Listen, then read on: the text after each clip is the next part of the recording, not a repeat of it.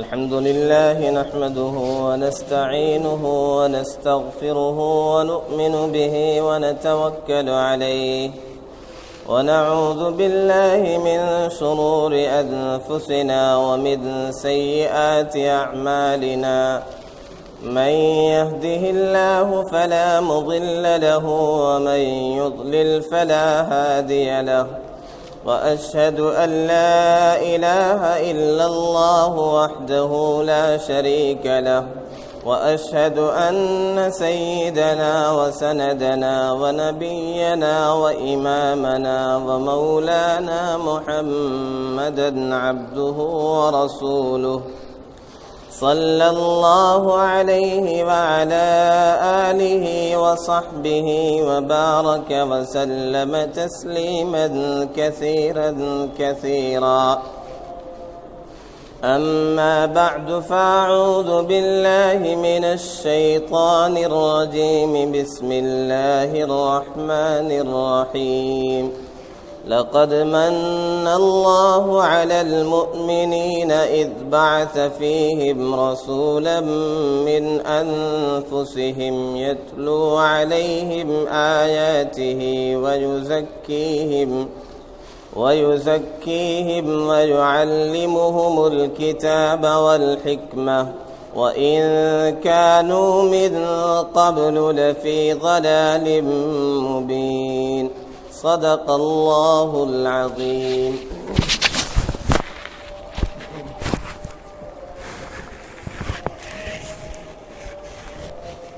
واجب الاحترام بزرگوں اور دوستوں،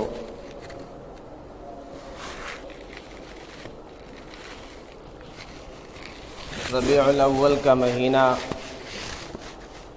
شروع ہو چکا ہے۔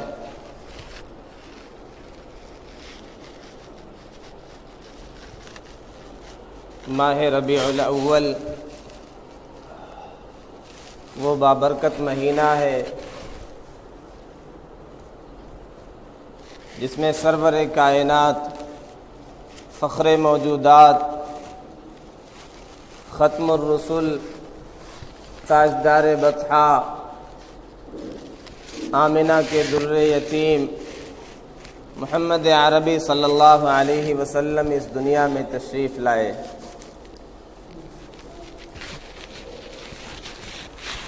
رحمت دو عالم صلی اللہ علیہ وسلم اس دنیا میں تشریف لائے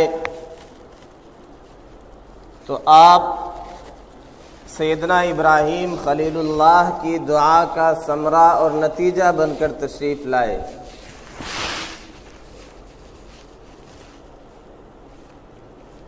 دیگر انبیاء کرام علیہم الصلاۃ والتسلیم خود آئے، لیکن آقا صلی اللہ علیہ وسلم کو خدا سے دعاؤں میں مانگا گیا۔ چنانچہ آپ نے خود ارشاد فرمایا،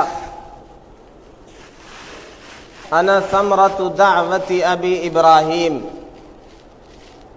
کہ میں اپنے والد، اپنے جد امجد سیدنا ابراہیم علیہ السلام کی دعاؤں کا ثمرہ اور نتیجہ ہوں۔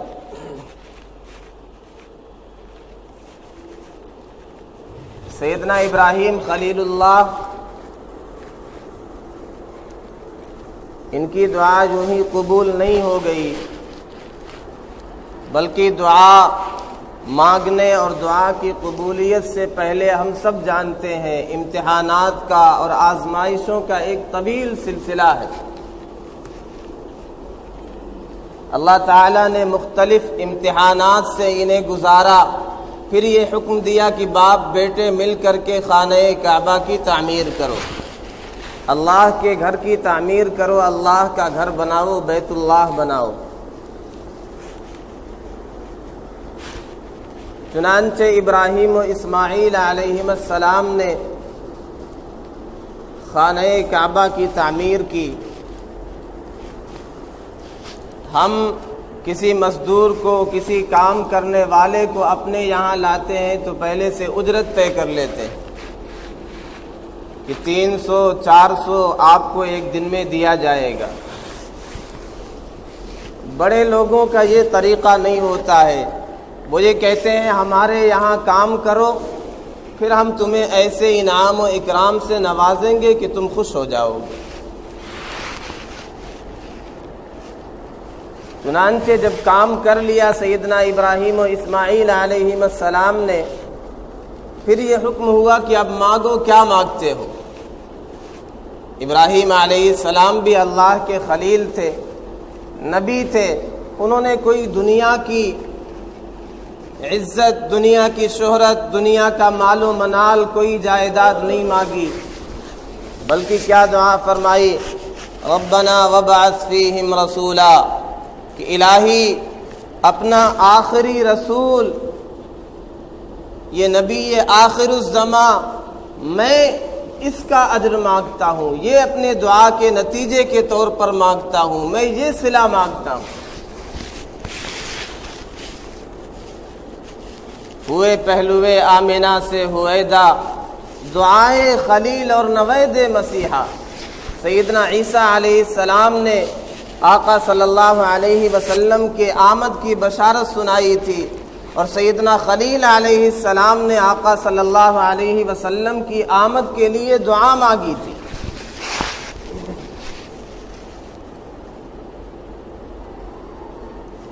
تو آپ ابراہیم خلیل اللہ کی دعا کا نتیجہ اور ثمرہ بن کر کے پیدا ہوئے، دنیا میں تشریف لائے. ایک موقع پر آپ نے ارشاد فرمایا، انا ابن الذبیحین، کہ میں 2 ذبیحوں کا بیٹا ہوں. میرے آباء و اجداد میں سیدنا اسماعیل ذبیح اللہ ہے، اسی طرح میرے والد عبداللہ خود ذبیح اللہ ہے. چنانچہ سیرت نگاروں نے لکھا ہے کہ آپ کے دادا عبد المطلب یہ مکہ کے سردار تھے. اپنے کمال کی بنیاد پر، اپنی ذہانت کی بنیاد پر، معاملہ فہمی کی بنیاد پر اور اپنے عالی اخلاق کی بنیاد پر، تو انہیں یہ فکر لاحق ہوئی کہ میں قوم کا ذمہ دار ہوں، بڑا ہوں، اور زمزم کا کنواں مرور زمانہ کی وجہ سے وہ چھپ گیا تھا اور ڈھک گیا تھا. تو پانی کے انتظام کے لیے بڑی دقت ہوتی تھی مکہ والوں کو. انہوں نے سوچا کسی طریقے سے اسے پھر سے دریافت کیا جائے. چنانچہ کلہاڑی لے کر کے اندازے سے جگہ کو تلاش کرنے لگے، پتھروں کو توڑنے لگے کہ کسی نہ کسی طریقے سے زمزم کا کنواں پھر سے دریافت ہو جائے. انہیں دیکھنے والے دیکھتے کہ یہ مسلسل محنت و مشقت کر رہے ہیں. کوئی قوم کے لیے ہمدرد و مسیحا سمجھتا، کوئی مجنون اور پاگل سمجھتا کہ یہ کیا حماقت والی بات ہے، روزانہ وہی کام کر رہے ہیں اور زمزم کا کنواں نکلنے کا نام ہی نہیں لے رہا، کوئی پتہ ہی نہیں، کوئی نام و نشان ہی نہیں. بالآخر انہوں نے ایک دن نظر مان لی کہ اگر میں اس کام میں کامیاب ہو گیا اور وہ کنواں میں نے دریافت کر لیا، اس کی کھدائی میں کامیاب ہو گیا، وہ چشمہ مجھے پھر سے مل گیا، تو میں اپنے 10 بیٹوں میں سے ایک کو اللہ کی راہ میں قربان کروں گا، ذبح کروں گا. ایک قول کے مطابق عبد المطلب کے 10 بیٹے تھے، ایک قول کے مطابق 12 بیٹے تھے. اللہ کی شان، انہوں نے منت اور نظر مانی، محنت کرتے رہے، وہ چشمہ دریافت ہو گیا. اب مکہ والوں میں خوشی کا کوئی ٹھکانہ نہیں کہ ایک بڑی نعمت پانی جس پر گزر بسر ہوتا ہے، جس کے بغیر زندگی کا گزارا نہیں ہو سکتا ہے، وہ چیز دریافت ہو گئی. عبد المطلب پریشان ہے کہ اب نظر بھی مانی ہے، وہ نظر بھی پوری کرنی ہے. چنانچہ انہوں نے طے کر لیا کہ اپنی اولاد میں سے، اپنے بیٹوں میں سے ایک کو راہ خدا میں قربان کرنا ہے.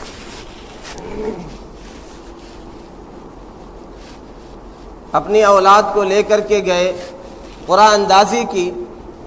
قرآن اندازی میں جناب عبداللہ کا نام آ رہا ہے، انہیں قربان کیا جائے۔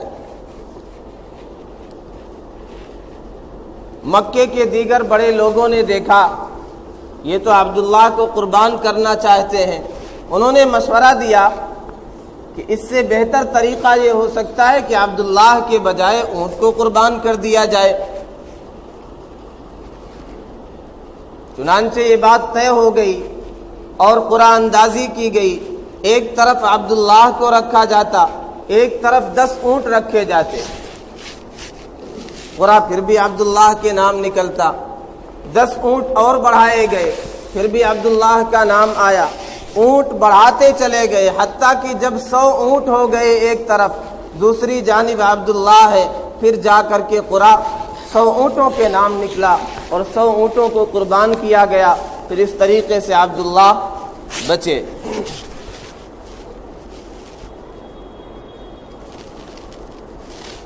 آقا صلی اللہ علیہ وسلم کے والد جناب عبداللہ جب جوانی کی عمر کو پہنچے، شادی کی عمر کو پہنچے، تو مورخین نے ایسی خواتین کا باقاعدہ نام بھی لکھا ہے اور مختلف خواتین کا تذکرہ کیا کہ انہوں نے چاہا کہ عبداللہ کی شادی ان سے ہو جائے، نکاح ان سے ہو جائے،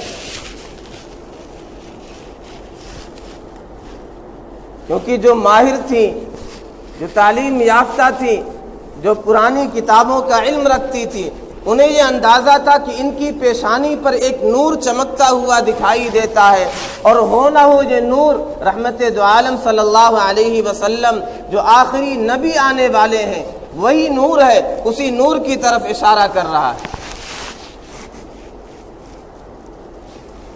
اور یہودیوں نے سازشیں بھی کی جناب عبداللہ کو مارنے کی۔ مورخین اور سیرت نگاروں نے ایک واقعہ لکھا ہے کہ یہودیوں کے 70 افراد پر مشتمل ایک قافلہ آیا کہ کسی بہانے سے عبداللہ کو قتل کر دیا جائے تاکہ یہ نور نبوت کا مسئلہ ہی ختم ہو جائے، نبی آخر الزماں ان میں نہ آنے پائے۔ وہ رات میں چلتے اور دن میں قیام کرتے۔ اتفاق سے ایک دن جناب عبداللہ تنہا شکار کے لیے باہر نکلے، انہوں نے گھیر لیا۔ اس موقع پر حضرت آمنہ کے والد جناب وہب، انہوں نے بھی دیکھا کہ تلواروں کی آواز آ رہی ہے اور لوگوں کی آہٹ محسوس ہو رہی ہے۔ جا کر کے کیا دیکھا کہ جناب عبداللہ ہے اور ایک طرف دشمنوں کی ایک کثیر تعداد ہے۔ اہل مکہ اور مدینہ تو بہادر اور شجاعت والے ہوا کرتے تھے، وہ کسی بے یار و مددگار کو تنہا نہیں چھوڑتے تھے، انہوں نے مدد کرنی چاہیے۔ لیکن اللہ کی شان، انہوں نے دیکھا کہ دنیا سے کسی انسان کے مدد کی ضرورت نہیں، آسمان سے فرشتے اترے ہیں ان کی حفاظت کے لیے، اور سارے یہودیوں کا قلع قمع کر دیا گیا، ان کا خاتمہ کر دیا گیا، انہیں صفحہ ہستی سے مٹا دیا گیا۔ اس طریقے سے جناب عبداللہ کی حفاظت کی گئی۔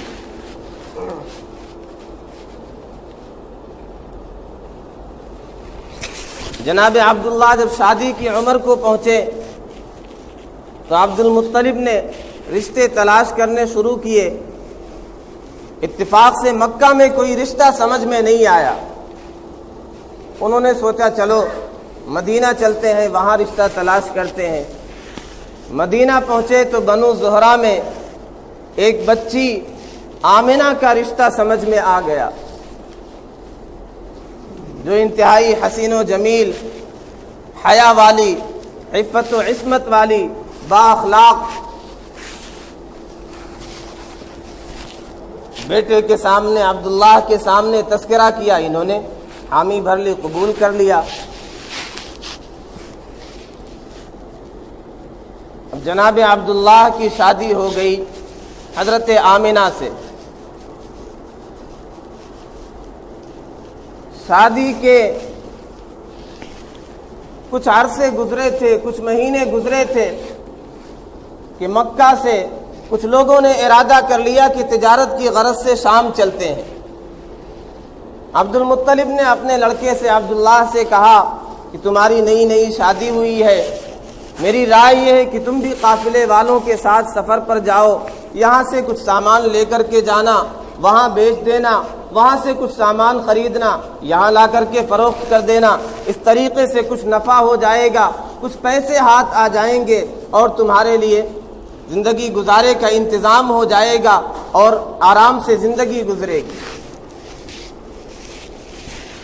جناب عبداللہ نے بات قبول کر لی اور تیاری کرنی شروع کر دی۔ اب جناب آمنہ رخصتی کے وقت اداس ہیں، پریشان ہیں کہ ابھی شادی کو کچھ ہی مہینے گزرے ہیں، ادھر شوہر کی جدائیگی کا وقت آ گیا اور سفر بھی کوئی 1 دن 2 دن کا نہیں ہوا کرتا تھا، مہینوں لگ جایا کرتے تھے۔ چنانچہ جناب عبداللہ نے آمنہ کے دل کو بہلانے کے لیے، ان کی اداسی اور پریشانی کو دور کرنے کے لیے کہا، آمنہ پریشان ہونے کی ضرورت نہیں ہے، میں بہت جلدی واپس آ جاؤں گا، اور میری خواہش یہ ہے کہ جب میں شام سے واپس لوٹوں تو میں دروازے پر نوک کروں، کنڈی کھٹکھٹاؤں تو تم دروازے کو کھولنا۔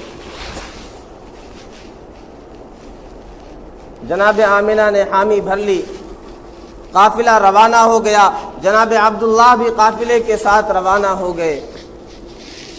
اللہ کی شان، واپسی میں جناب عبداللہ بیمار ہو گئے۔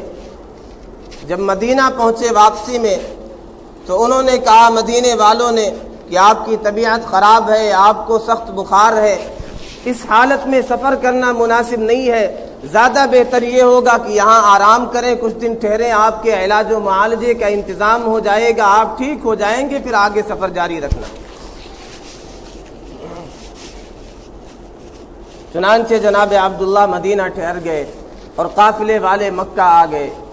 اب جب یہ معلوم ہوا مکے والوں کو کہ تجارتی قافلہ واپس آ رہا ہے تو مکے والوں نے، گھروں میں ایک خوشی کا ماحول تھا، ایک مسرت اور شادمانی کا ماحول تھا کہ تجارت کا قافلہ واپس لوٹ کر کے آ رہا ہے، بیوی اور بچے خوش تھے، سب نے نہا دھو کر کے تیاری کی تھی، بچوں کو اچھے کپڑے پہنا رکھے تھے، جناب آمنہ بھی تیار تھی کہ ان کے شوہر واپس لوٹ کر کے آئیں گے، اور اس انتظار میں دروازے کے قریب بیٹھی تھی کہ میرے شوہر دروازہ کھٹکھٹائیں گے تو میں جا کر کے دروازے کو کھولوں گی۔ لیکن کیا پتا کہ سارے قافلے والے تو آ گئے، لیکن حضرت آمنہ کو اپنے شوہر کا انتظار تھا، وہ تشریف نہیں لائے۔ آخر شام ہو گئی، انتظار ہو رہا ہے جناب عبداللہ تشریف لائے، لیکن لوگوں نے بتلایا کہ آنے والے سارے پہنچ چکے ہیں، اب کوئی آنے والا نہیں ہے۔ پھر جناب عبداللہ کہاں رہ گئے؟ تو قافلے والوں نے بتلایا کہ ان کی طبیعت خراب ہو گئی تھی، جس کی وجہ سے وہ مدینہ رک گئے ہیں۔ چنانچہ گھر والوں نے یہ سوچا کہ جا کر کے مدینہ سے ان کی خیر خیریت لیں اور واپس لے کر کے مکہ آئیں۔ اللہ کی شان، جب یہ لوگ مدینہ پہنچے تو جناب عبداللہ فوت ہو چکے تھے، ان کا انتقال ہو چکا تھا۔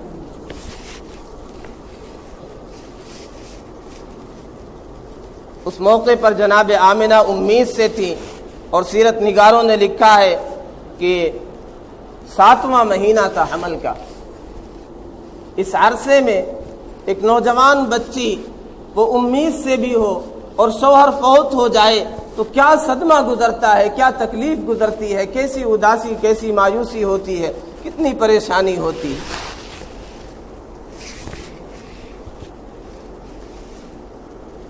اللہ کو کچھ اور ہی منظور تھا کہ میرا محبوب جب دنیا میں آئے گا تو بچے ابو ابو پکارتے ہیں، امی امی پکارتے ہیں، اسے ابو ابو پکارنے کی ضرورت نہیں ہے، یہ تو احد احد پکارے گا، یہ تو اللہ اللہ پکارے گا، اسے ابو امی پکارنے کی ضرورت نہیں ہے، یہ توحید کا ڈنکا دنیا میں بجائے گا، یہ احد احد ہی پکارے گا۔ آقا صلی اللہ علیہ وسلم کی ولادت کے موقع پر مورخین نے لکھا ہے سرخ ستارہ طلوع ہوا اور یہودیوں میں ایک غلغلہ مچ گیا، ایک شور مچ گیا کہ نبی آخر الزماں تشریف لانے والے ہیں۔ مدینے میں انہوں نے تلاش کیا اور تحقیقات کی کہ کوئی ایسی خاتون ہے جس کے یہاں ولادت کا وقت قریب ہے۔ پتہ چلا مدینے میں کوئی ایسی خاتون نہیں ہے۔ مکے میں دریافت کیا گیا، معلوم ہوا کہ مکے میں جناب آمنہ امیس سے ہے اور ان کے یہاں ولادت کا وقت قریب ہے۔ وہ تو پہلے سے جانتے تھے اور ساری نشانیاں سمجھتے تھے، لیکن بس یہ رقابت تھی، یہ عداوت اور دشمنی تھی کہ یہ سلسلہ بنی اسرائیل سے بنو اسماعیل میں کیوں منتقل ہو گیا نبوت کا۔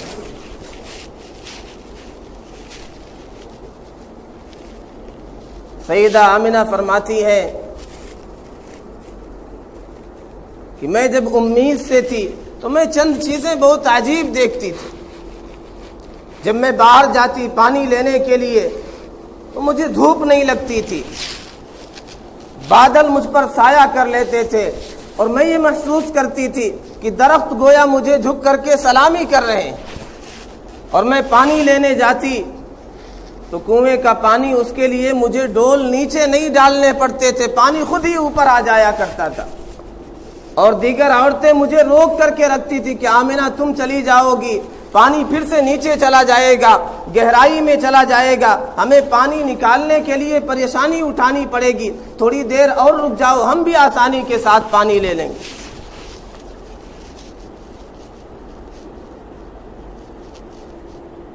آقا صلی اللہ علیہ وسلم کی ولادت ہوئی 12 ربیع الاول یا 8 ربیع الاول یا 9 ربیع الاول، مختلف اقوال کے مطابق، پیر کے روز۔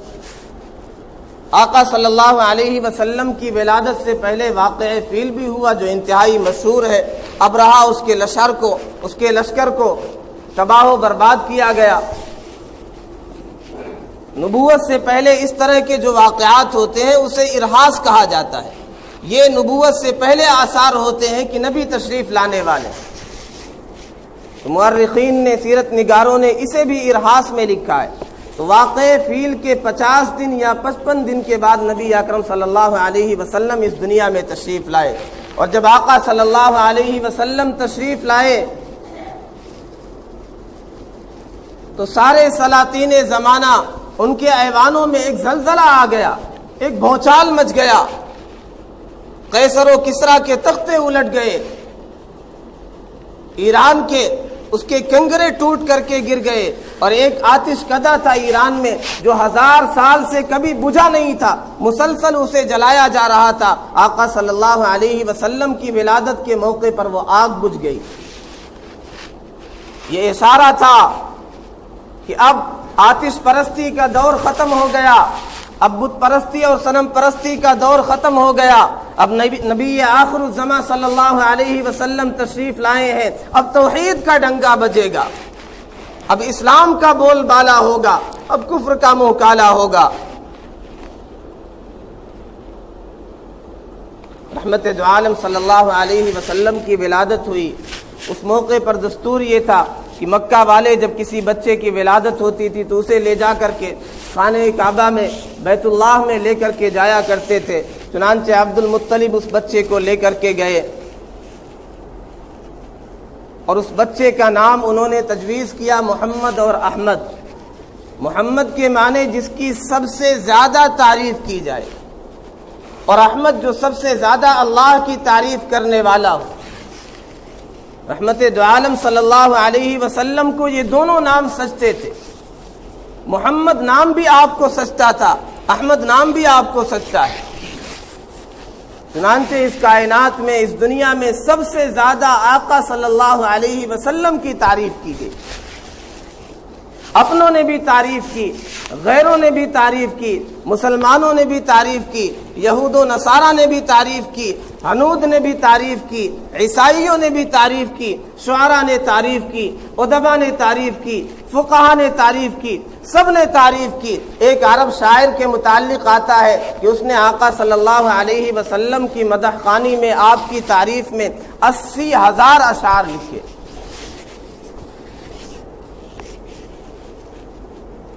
اور احمد اللہ کی سب سے زیادہ تعریف کرنے والا۔ آقا صلی اللہ علیہ وسلم فرماتے ہیں کہ میں محشر میں اللہ کی ایسی تعریف کروں گا کہ کسی نے ایسی تعریف نہیں کی ہوگی، اور وہ الفاظ مجھے اس وقت یاد نہیں ہے۔ اور آپ نے فرمایا کہ حمد کا جھنڈا میرے ہاتھ میں ہوگا، لواء الحمد میرے ہاتھ میں ہوگا، اور مجھے جو مقام عطا کیے جائے گا اس مقام کا نام بھی مقام حمد ہوگا۔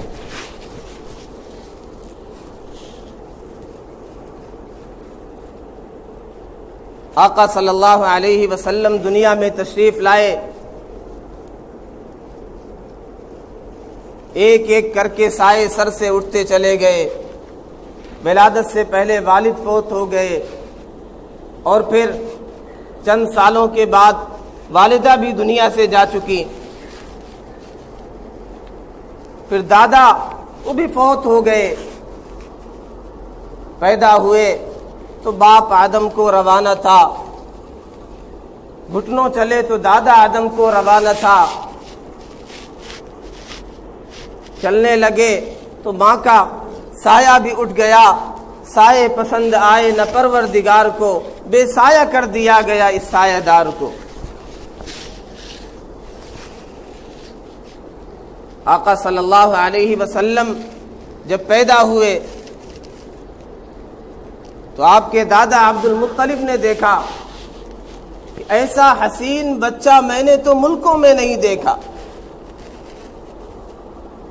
جناب آمنہ نے بھی کہا کہ میں نے مکہ اور مدینہ میں بہت سے حسین بچے اور بچیاں دیکھی،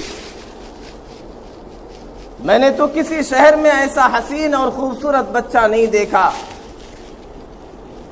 جبریل امین نے کہا ہوگا کہ آمنہ تم نے شہروں میں ایسا بچہ نہیں دیکھا، عبد المطلب تم ملکوں کی خاک چھانتے ہو، ملکوں کا سفر کرتے ہو، تم نے ملکوں میں ایسا بچہ نہیں دیکھا، میں نے تو پورے عالم کا چکر لگایا ہے، پورے دنیا میں گھوم کر کے دیکھا ہوں، میں نے پورے عالم میں پوری دنیا میں ایسا حسین اور خوبصورت بچہ نہیں دیکھا۔ اور اگر جبریل امین اللہ سے پوچھے کہ الہی یا اللہ آپ بتائیں، آپ اپنا کمنٹ دیں، آپ کیا کہتے ہیں اس بچے کے حسن و جمال کے بارے میں، تو اللہ تعالیٰ بھی کہیں گے میں نے ایسا حسین و خوبصورت بچہ اپنی مخلوق میں پیدا ہی نہیں کیا۔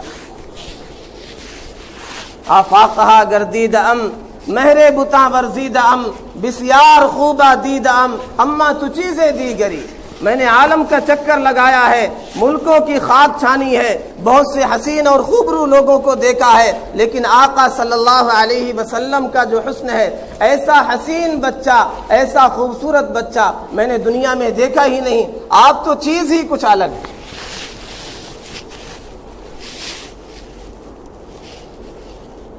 یہ ہم سب کا نبی ہے، یہ نبی آخر الزماں ہے، یہ رحمت دو عالم صلی اللہ علیہ وسلم ہے، یہ نبیوں کے نبی ہیں، یہ رسولوں کے نبی ہیں۔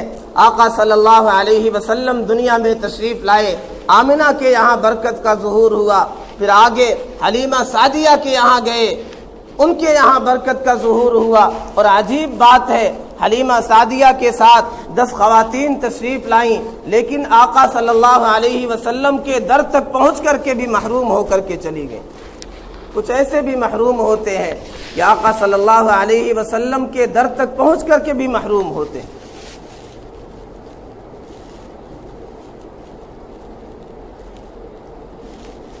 اس وقت دستور یہ تھا کہ بچوں کی پرورش کے لیے،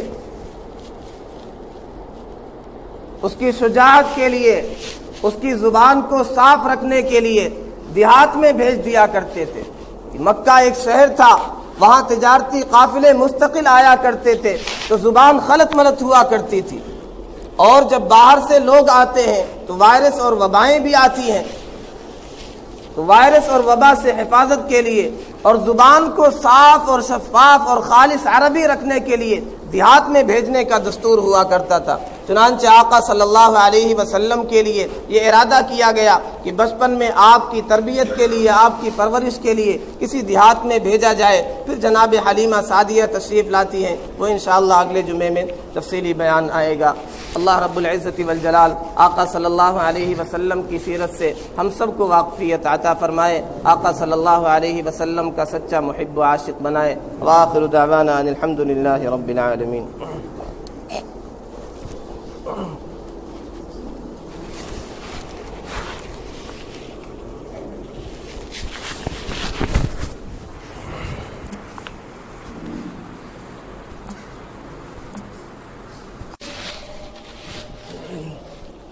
الحمد لله نحمده ونستعينه ونستغفره ونؤمن به ونتوكل عليه ونعوذ بالله من شرور أنفسنا ومن سيئات أعمالنا